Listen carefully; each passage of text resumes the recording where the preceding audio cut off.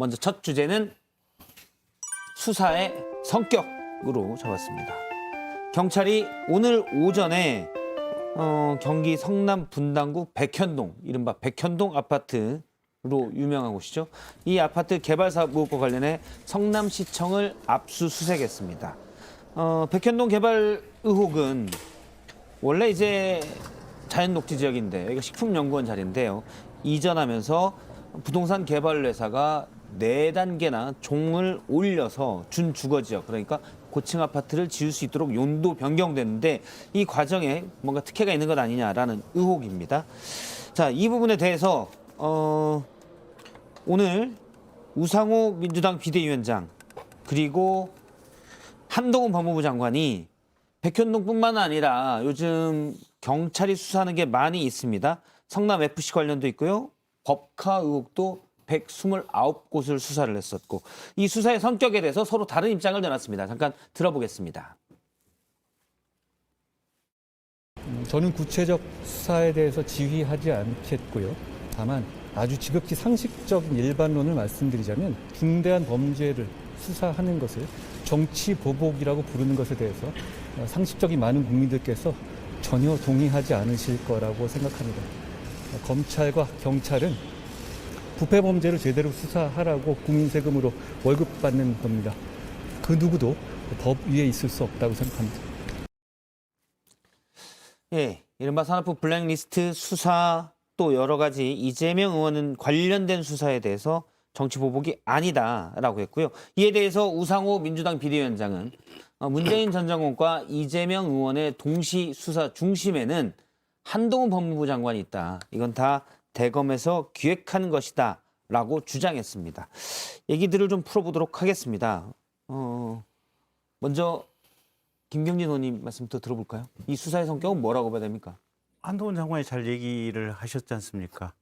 이거는 범죄의 혐의 의혹이 있고 그래서 경찰이 정상적인 절차에 따라서 수사를 하는 거고 틀림없이 저 수사도 법관에 의한 압수수색영장을 발부받아서 예. 어떤 압수수색영장 집행의 일환으로서 제가 볼 때는 수사를 하는 그 과정일 터이고요.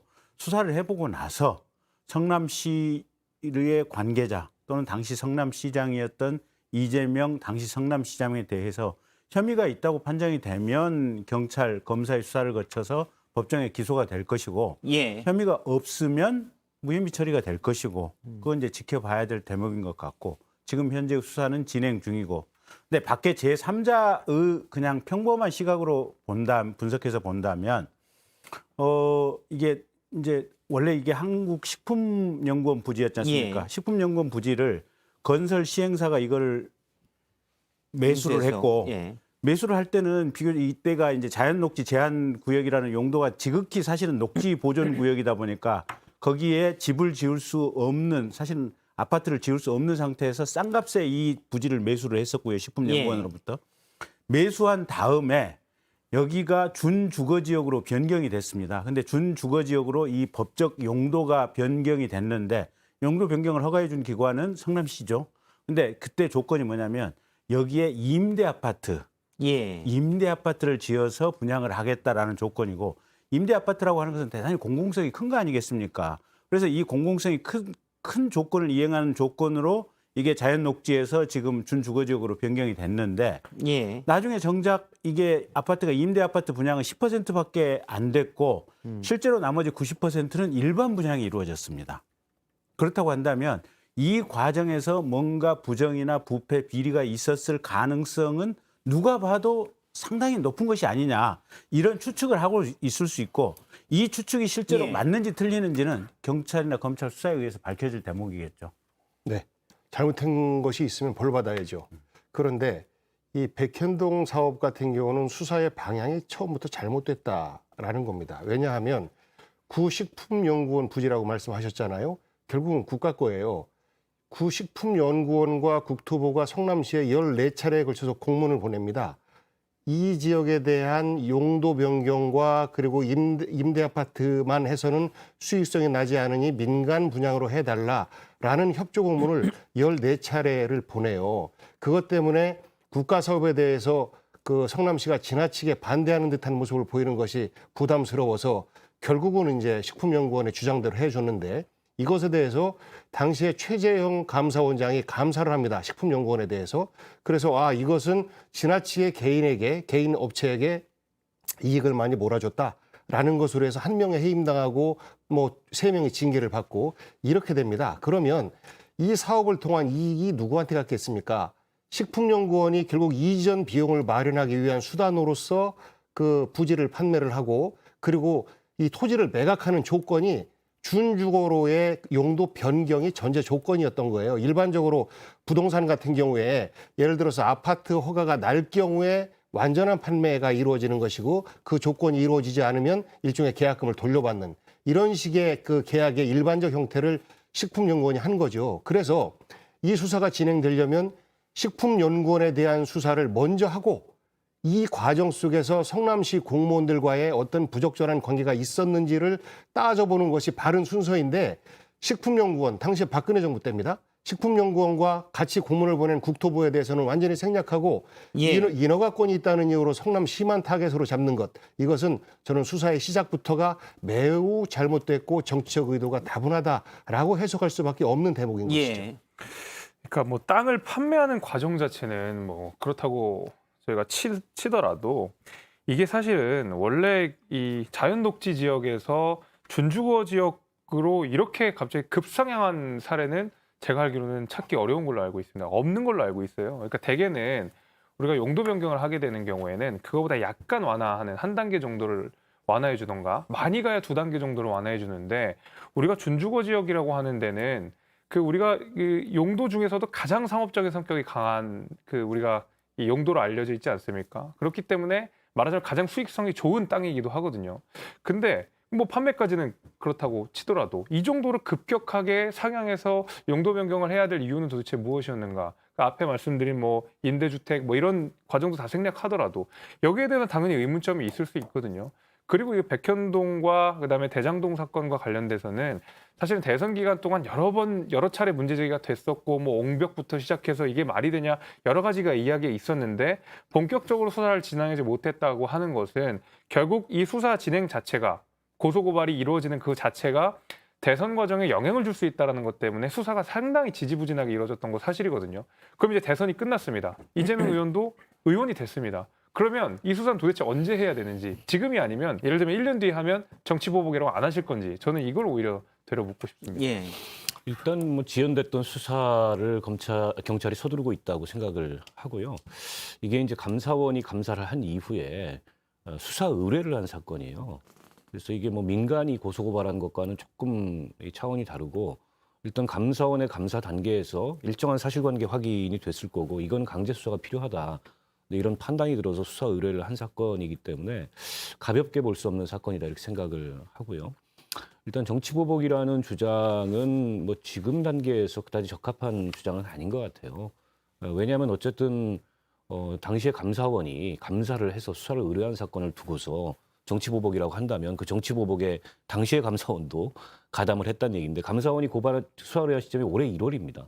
그러니까 문재인 정부 때요. 작년 5월에 감사에 착수해서 이걸 두고 정치보복이라고 하면 그건 논리적으로 약간 좀 맞지 않는 것 같고 일단은 수사 결과는 봐야 될 것 같아요. 실제 4단계 종상향이라는 그런 이례적인 특혜죠.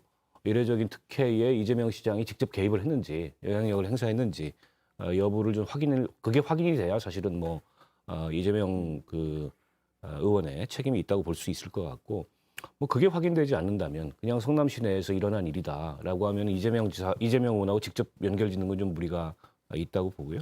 어쨌든 이 백현동은 발이 많았습니다. 그 옹벽 아파트 때문에 어떻게 사용 승인이 날 수 있냐 저런 아파트가 라는 어떤 지적도 있었고 그 과정도 사실은 굉장히 미심쩍고 그리고 이게 매각이 된 이후에 식품연구원으로부터 아시안 디벨로퍼라는 개발 시행회사로 매각이 된 이후에 급진전이 됐거든요. 그런 일들이.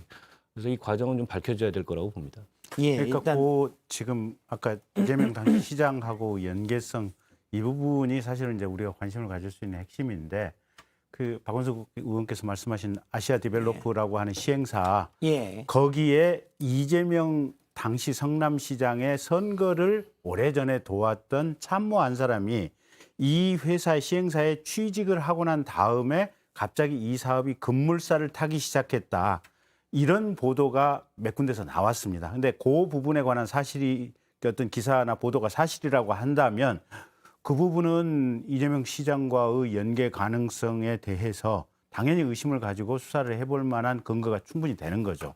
네, 예. 거기에 대해서는 동의하고요. 일반적으로 이제 지역에서 사업을 할 때는 시장과 그래도 안면이 있고 말이 통할 사람이 누가 있느냐라고 찾아서 그 사람을 매개로 해서 공무원들에게 접근하는 것이 그 민간 사업자들의 일반적인 행태인데 조금 전에 말씀드렸던 것처럼 자연녹지에서 준주거까지 4단계, 1종, 2종 다 건너뛰고 4단계까지 변경된 이유도 국토부와 식품연구원의 요청에 의해서 된 것이고 임대아파트 사업에서 민간 분양아파트 사업으로 변경된 것도 국토부와 식품연구원의 요청에 의해서 된 것이고 그리고 땅을 판매하는 과정도 그 아시안 디벨로퍼에서 그런 조건이 충족될 때 그 매입을 하는 것으로 했기 때문에 빨리 팔고 싶은 식품연구원에서는 계속 국토부를 통해서 국토부와 함께 이 용도 변경과 사업승을 해달라라고 종용을 했던 것이고 성남시는 지속적으로 용도에 맞게끔 공공기관 유치나 이런 용도로 이 토지를 써야 된다라는 과정 속에서 아까 말씀드렸던 것처럼 무려 14차례의 공문이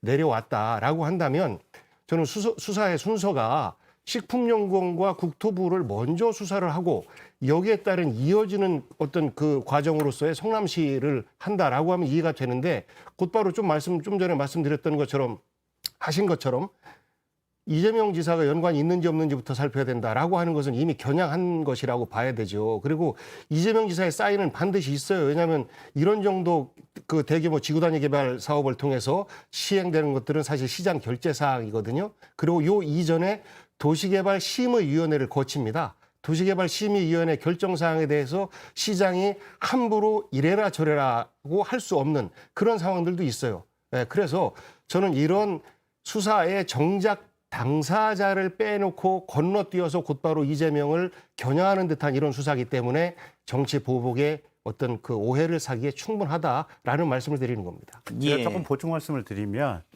식품연구원 관계자들은 이미 경찰에서 조사를 한 것 같아요. 조사한 것 같고 오늘 나온 일부 보도를 보면 제가 이제 보도라고밖에 인용을 할 수가 없어요. 뭐 실제 제가 수사 기록을 본 건 아니니까. 식품연구원 측에서 성남시에다 요청하는 공문을 보낸 건 맞는데 그 공문이 준주거지역으로 용도 변경을 요청했던 것이 아니고 2종 일반 주거지역으로 용도 변경을 요청했다는 거예요.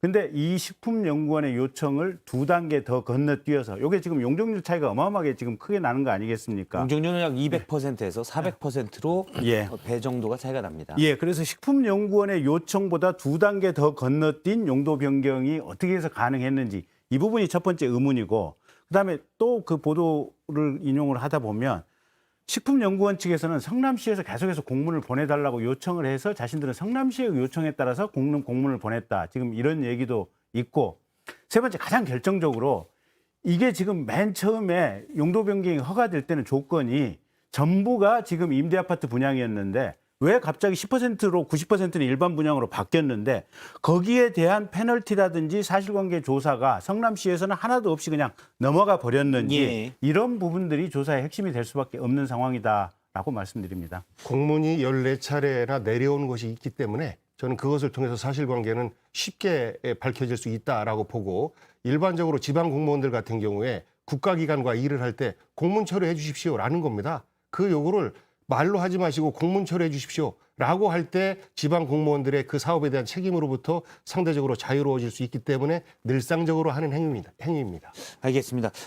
일단 이 수사 자체는 대선 기간 중에 또 말씀하신 대로 감사원 수사 의뢰가 있었기 때문에 수사는 진행될 것이고 하지만 이 뭐 이재명 의원과의 연관성 이런 것들은 여러 의혹들이 나오겠죠. 그건 수사를 통해서 뭐 갈라지시면 된다라는 말씀으로 이해를 하겠습니다. 한 번 더 말씀을 드리면 지금 경찰이 성남 FC 사건 또 경기 남부청이 지금 다 수사를 하고 있는데요. 그다음에 성남 FC 후원 문제 그리고 백현동 또 경기도 법카 사건도 있습니다. 경기도 법카 사건 같은 경우는 얼마 전에 압수수색을 했는데 129곳을 동시에 해서 경찰이 너무 그러니까 야당의 지금은 정치적으로 꽤 큰 중량감 있는 후보죠. 의원이죠. 정치인에 대한 좀 무리한 수사냐 이런 의혹도 제기를 하고 있거든요. 여기 대해서는 어떻게 보십니까? 글쎄요, 뭐 경찰이 수사를 해야 되는 것을 수사를 한다고 생각을 하고, 예를 들면은 지금 이 경찰의 수사가 무리하다, 이게 예를 들면 이것이 정치적인 수사다라고 주장을 하기에는 이미 민주당이 검수완박을 통해서 경찰한테 수사권을 다 몰아준 상황이기 때문에 더 이상 검찰이 지금 이거 정치적 수사다, 수사를 하고 있다라는 이 변명을 하기에도 좀 궁색하게 됐어요. 사실 그런 의미에서라도 저 지금 경찰의 수사를 가지고 뭐 정치적 수사라고 다시 이야기하는 것은 결국엔 그럼 경찰의 수사도 문제가 있다라는 귀결로 갈 수밖에 없다고 생각이 되거든요. 저는 그런 의미에서라도 일단 경찰의 수사는 경찰의 수사를 두되 이 법인카드라고 하는 것이 결국 어떤 사실관계를 밝혀내기 위해서는 어디에서 썼느냐, 얼마나 썼느냐, 몇 명이 가서 썼느냐를 알아야 무사 우리가 사실관계를 재구성할 거 아니겠습니까? 그러다 보니까 여러 그 판매처들을 돌아다니면서 수사 기록들을 확보하고 있는 것인데, 애초에 129라고 하는 많은 수가 있다고 해서 이게 과도한 수사라고 보기에는 법인카드 의혹을 밝혀내는데 핵심적인 수사들을 해나가고 있는 과정이라고 봐야 되기 때문에 이것마저도 정치적 수사라고 하면 도대체 그 이재명 의원을 향한 모든 수사들은 정치적 수사라는 이름으로 다 막혀야 됩니다. 어쨌든 뭐 야당에서는 정치적 수사라고 대응을 할 수밖에 없는 상황이죠. 그리고 이게 이제 대선 때 불거졌던 쟁점들이 대선에 영향을 줄 수 있으니까 미루고 미뤄가지고 지금 다 이제 터지고 있는 거고, 대장동 건만 하더라도 피의자로 적시를 했는데 그로부터 5개월 동안 뭐 사실 서면 조사, 소환 조사 아무 조사도 안 이루어졌고 수사가 사실 진행이 안 됐는데, 그게 어떻게 이제 향후에 수사가 진행될지 좀 지켜봐야 될 것 같고요. 법인카드는 129곳 이러면 굉장히 어마어마한 막 먼지떨이식 수사를 한 것 같지만 예.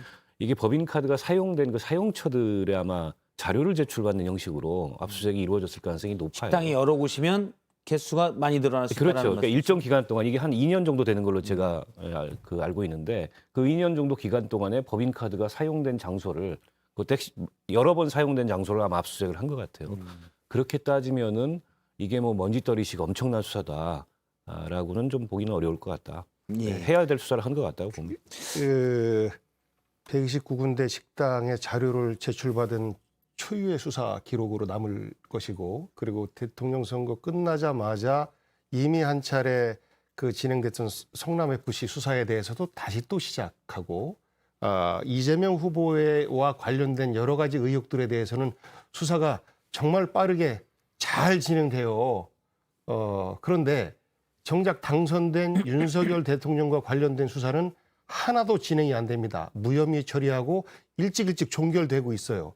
그 뭐 가까이에서 예를 들고 있는 김건희 여사와 관련돼서 도이치모터스 사건과 관련돼서도 어떻게 진행되는지 과거에 뭐 서면 조사로 대신하겠다라고 했는데 그 이후로 서면 조사를 했는지도 전혀 안 나오고 있고, 그리고 또 합격력 위조와 관련해서도 사실상 전에 신정아 씨 같은 경우는 이걸로 해서 구속까지 됐었잖아요. 그런데 똑같은 사건임에도 불구하고 전혀 거들떠보지도 않아요. 그러니까 그 김건희 여사가 이제는 자신감이 붙어서 당당하게 행보도 하고 하는 거 아니겠습니까? 그러니까 저는 잘못된 부분을 덮자라고 주장하는 것이 아니고, 당선됐든 낙선됐든 간에 수사에 있어서 공정하고 형평성 있게 진행돼야 되는데, 그런 부분이 승자에게는 매우 후덕하고 패자에게는 매우 가혹하게 진행되는 지금의 현재 모습에 대해서 이것이 정치 보복적 측면이 있다라고 주장을 하고 형평성을 맞춰라라는 어떤 호소로 들으시면 될 것 같습니다. 그럼 민주당의 일방적인 주장이고요.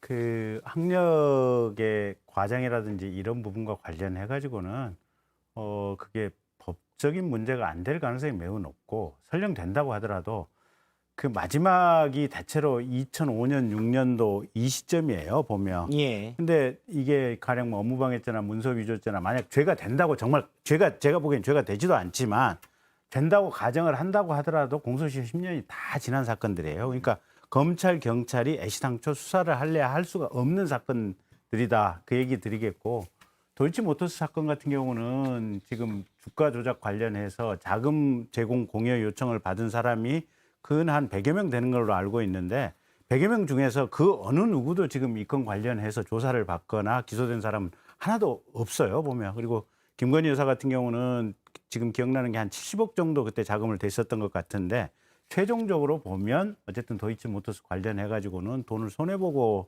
아마 돌려받았던 것으로 그렇게 기억나고 있어서, 그 부분이 무슨 기소가 안 됐다, 그렇기 때문에 수사를 편파적으로 한다, 이 비판은 그냥 과도한 시각이다 이 얘기 근데 드리겠습니다. 저 말씀은 좀 동의하기가 어렵고요. 실제 민주당이 이걸 이제 정치 보복이라고 강하게 주장하는 배경에는 지금 뭐 검찰이나 경찰의 수사의 형평성이랄까요? 그런 걸 잃은 모습이 있기 때문에 그걸 주장을 하는 거죠. 합격력, 뭐 허위 합격력 문제는 공소시효도 지났고 이게 범죄인지 아닌지 애매할 수 있다고 생각해요. 또 그걸 통해서 뭐 어마어마한 그런 그 이득을 누린 것도 사실은 뭐 별로 없기 때문에 그걸 가지고 범죄 구성이 될까에 대해서는 저도 의문이긴 한데 도이치모터스 주가 조작은 좀 다르죠. 이게 그 사건의 범죄 일람표에 보면 실제 김건희 씨가 대선 때 공개했던 통장보다 더 많은 통장이 거래에 활용이 됐고 그 통장들을 통해서 비정상적 거래, 이른바 뭐 통정매매와 같은 그런 비정상적 거래들이 이루어진 게 다 범죄 일람표에 나와 있어요.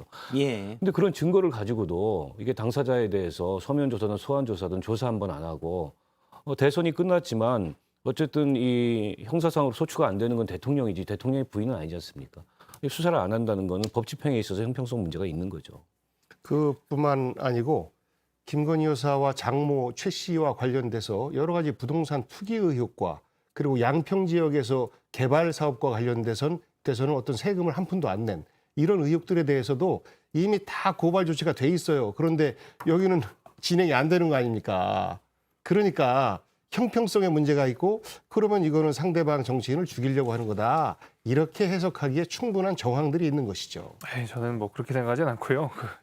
그 주가 조작 관련돼서는 사실은 애초에 무혐의가 나왔어야 되는 건데 꽤 오랜 시간 동안 이 수사가 진행됐다라는 비판도 분명히 있었습니다. 그래서 윤석열 대통령께서 당시 이제 후보 시절에도 문재인 정부 내에서 말 그대로 문재인 정부의 반기를 들었던 윤석열 검찰총장에 대한 수사를 그런 식으로 허술하게 했겠느냐라는 말도 사실 했었고 제 역시도 생각이 그렇습니다. 애초에 무혐의가 나고 끝날 사안인데 좀 지지부진하게 끌었다. 이런 얘기도 분명히 있는 것이고 저는 오히려 지금 이제 민주당이 이것이 뭐 정치 보복이다 이렇게 주장을 하는 것에 약간의 내로남불을 제가 느끼게 되는 것은 뭐냐면 과거에 이제 적폐청산이라는 이름으로 해서 굉장히 많은 수사들이 진행됐었고 말 그대로 나와 정치적 입장을 달리하는 사람들에 대해서 정치적 사망 선고를 하는 경우들이 정말 비일비재했었거든요.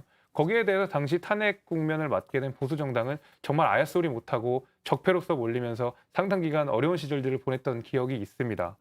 그런데 이제 와서 정권이 바뀌어가지고 실제로 혐의가 있는 수사들, 그다음에 혐의점이 분명한 수사들을 진행하는 것마저도 정치보복이라고 한다 그러면 도대체 2017년, 2018년에 걸쳤던 장기간의 대규모의 적폐청산은 도대체 우리가 무엇으로 정의할 수 있는지 제가 의문이 들게 됩니다. 예, 일단 수사의 성격에 대해서 저희가 지금 쭉 얘기를 하고 있는데요. 성격은 혐의가 있고 고발이 됐으면 수사는 하는 방향인데 다만 김건희 여사와 비춰봤을 때 공평성이 있느냐, 형평성이 있느냐라는 이제 지적들이 제기가 됐습니다. 그리고 거기에 대해서 이제 김재섭 비대위원님은 이미 진즉에 무혐의가 났었어야 되는 사안이다라는 얘기를 주셨고요. 잠깐 유튜브 댓글 고지를 하겠습니다. 저희가 뭐 매일 요즘 인기입니다. 영화관이 요즘 인기인데 저희가 영화 상품권을 드리기 때문에 관심이 많아졌어요. 유튜브 댓글 잠시 뒤에 한 7, 8분 뒤에 두 분을 골라서 영화 상품권 2장씩 드리도록 하겠습니다. 제가 이렇게 말하면 바로 댓글이 훨씬 속도가 빨리 올라옵니다.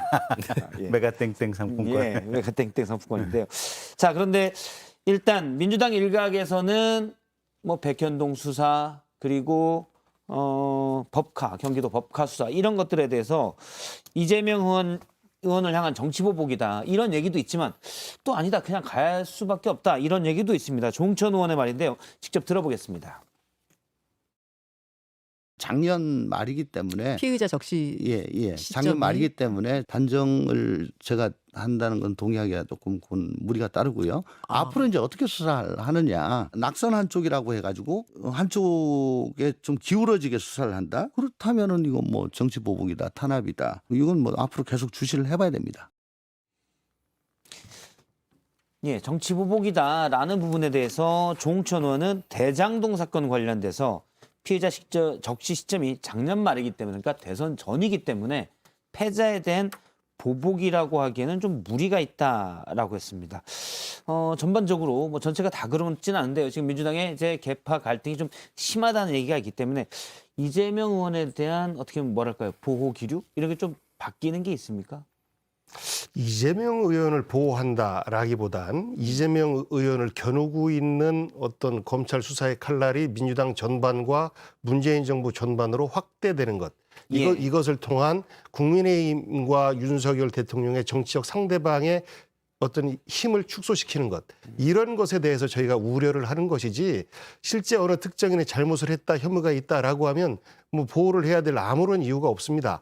조홍천 의원의 말처럼 지금 단정 짓기는 어려우나 수사의 형평성이 맞지 않는다라고 하면 정치 보복이다, 정치 탄압이다라는 말이 전 정답이라고 생각해요. 지금 형평이 안 맞는 거 아니겠습니까? 그러하기 때문에 민주당에서 이것은 분명히 잘못되었다라고 주장을 하는 것이고 이렇게 잘못된 부분이 대통령의 가장 최측근인 한동훈 법무부 장관을 중심으로 해서 차관도 검사 출신이고 정부 요직의 모두가 검사 출신이 가 있고 그리고 지난 대선 과정에서 과연 검사들이 그 공정했을까요, 정치적으로? 저는 그 마음속에는 이미 본인들과 동료였던 윤석열 대통령을 지지하는 마음이 크게 있었다고 봐요. 그래서 저는 그러한 생각들이 피해자를 적시하는 과정에서도 일정 부분 작용하지 않았을까라는 추론을 해보는데 형평성만 맞게 진행된다면 어떤 수사든 간에 이것을 정치 보복으로 매번 주장하는 것 자체가 잘못된 것이다라고 국민들에게 회초리를 맞을 거라고 생각합니다. 복희영 의원님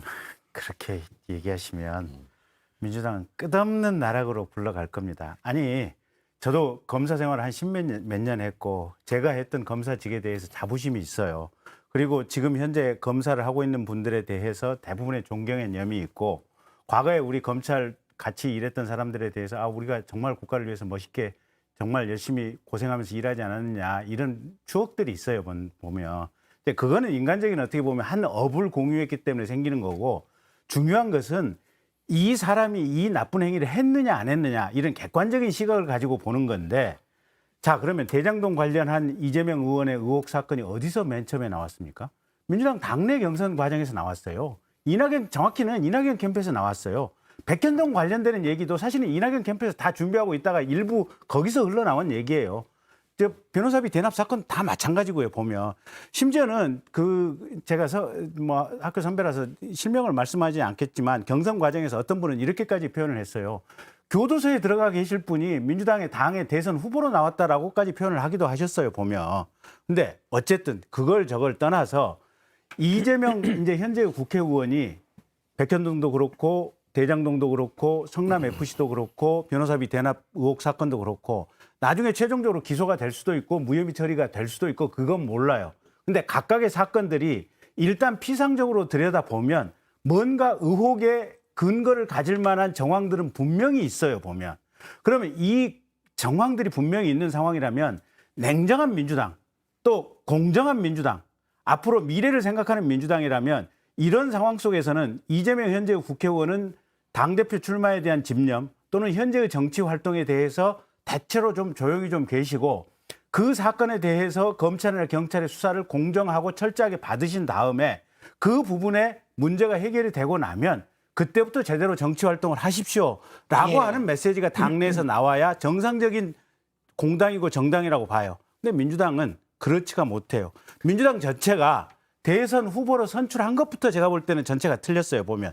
그런 일련의 흐름이 지금 여기까지 온 거기 때문에 민주당이 쉽지 않다. 저는 그렇게 보고 있습니다. 박원석 의원님 뭔가 한 말씀 하고 싶으신데 네. 민주당을 지금 강하게 비판하셨기 때문에 민주당 복희영 의원님한테 먼저 수설을 드리겠습니다.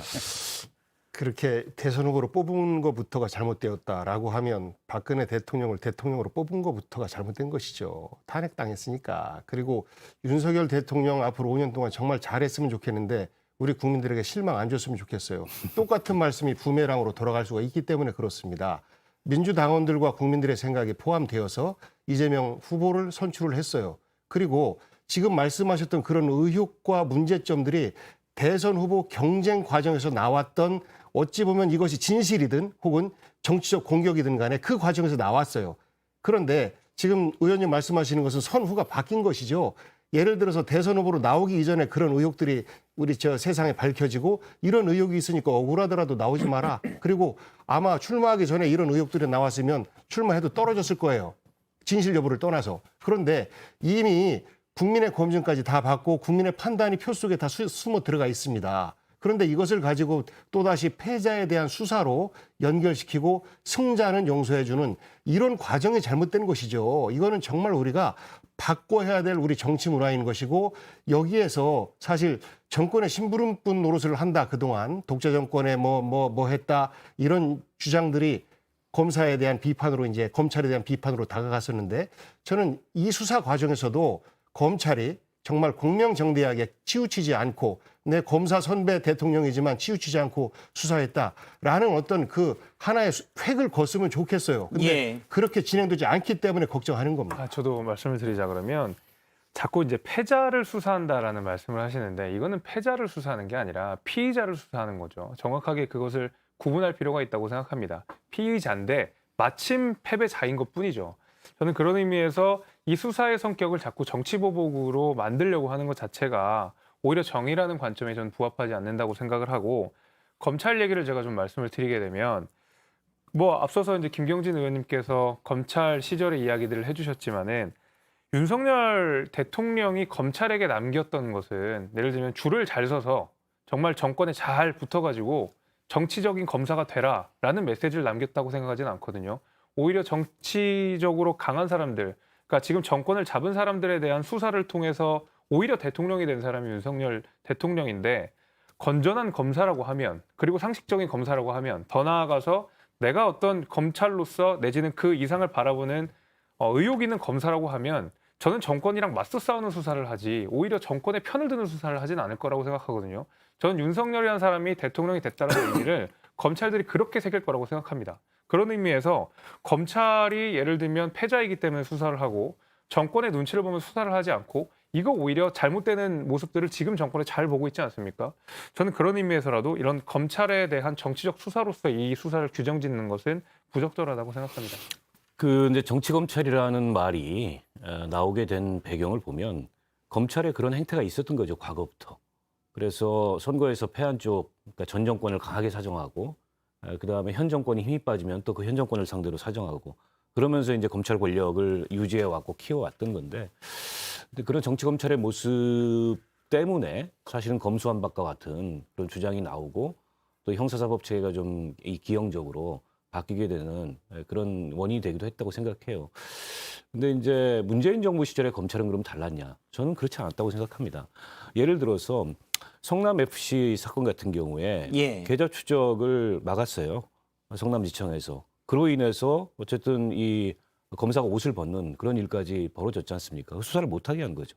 대장동 사건만 하더라도 피의자 적시가 된 지가 5개월이 흘렀고 수사팀에서 어쨌든 이재명 후보의 배임을 입증하기 위해서 이런저런 수사를 벌였지만 수사가 더 진척이 안 됐습니다.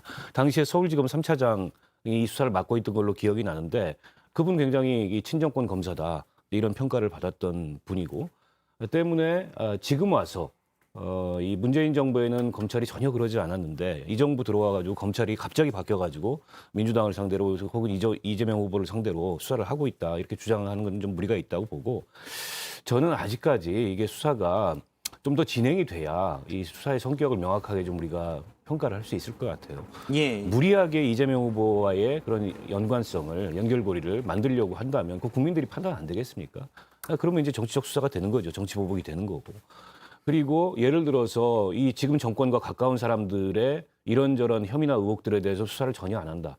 그러면은 어쨌든 이 정치 보복이나 내지는 정치적으로 공권력을 운영하는 게 되는 거죠. 그래서 지금은 아직 이제 초기이기 때문에 좀 상황을 지켜봐야 될 것 같고 지금부터 이거를 정치 보복이라고 단정짓고 그 어떤 수사도 우리를 향해서는 하지 말아라라고 얘기를 한다면 이제 그러려고 검수완박한 거 아니냐 이런 지적이든 설득력을 얻을 것 같아요.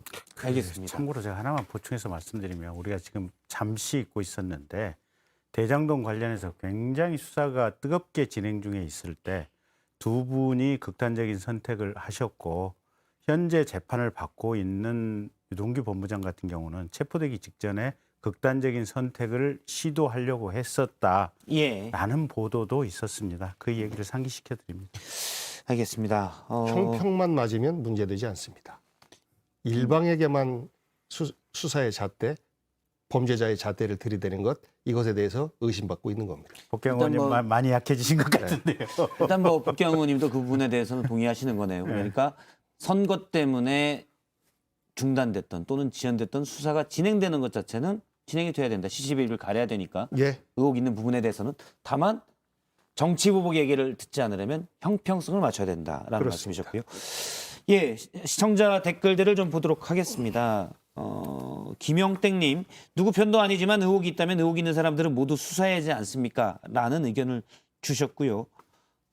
BEGIS 땡님, 그럼 원희룡 법관은 해서 원희룡 장관이 의문의 일패를 의문인지는 모르겠습니다. 예, 됐고. W5575 땡님, 영부인 됐다고 그제는 덮고 야당만 수사하는 게 보복이 아니면 뭐냐라는 의견도 주었습니다. 명선조님, 여권이든 야권이든 언제까지 네가 잘못했다, 내가 잘했다 할지 지긋지긋하네요. 지금부터 민생부터 챙기세요. 일단 뭐 옳고 그름은 CCTV는 가릴 건 또 가려야 되고요. 하지만 민생도 챙겨야 되죠. 이분 일단 저희가 상품권, 영화 상품권 드리도록 하겠습니다. 그리고 또 인내심님, 이분 정말 눈물이 납니다. 제작비도 없는데 영화표라니 유유 눈물 나네요. 이분도 눈물의 영화 상품권 2장 들어갑니다. 정말 눈물이 납니다. 출연료도 좀 올려주세요. 그거는 좀 기다리세요. 지금 인플레이션 때문에 전 세계적으로 고민이 많은데 자꾸 올려달라고 그러면 어떡합니까? 적자게 많이 받으시는 분이. 예. 알겠습니다. 예. 그리고 혹시 이분 제작진인지 아닐 것 같은데요. 저희 제작진 잘 안 들어가는데요. 예. 제작진의 가족이 아닐까 추정. 그리고 이분도 있습니다. 기SH님께서 이 사람 똑똑한데 누구야? 라는 의견을 주셨습니다. 복귀왕. 예? 복귀왕. 근데 아까 네. 박원석 의원님 말씀하실 때 네. 그런 얘기를 주셨어요. 그분 들이세요. 들으세요. 아니, 그 박원석 의원님도 다 근데 아시잖아요. 네. 김재섭 비대위원 얘기 끝나고 박원석 의원님한테 그때 그 글이 올라왔습니다.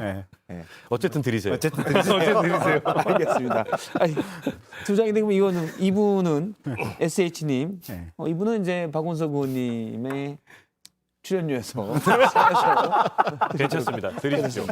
아니 근데 제 말씀을 김재섭 비대위원님 말씀 끝나고 말씀하실 때 글이 올라왔기 때문에 아니, 상관없습니다. 내용은 들이십시오. 역시 품이 넓으신 대인이십니다. 이분도 네. 이분은 뭐 어떻게 제가 출연을 하겠습니까? 제 진행비에서 깎아서 드리도록 하겠습니다. 그래서 오늘은 대박이네요. 세 분이고요. 저희 자막으로 지금 준비가 됐나요?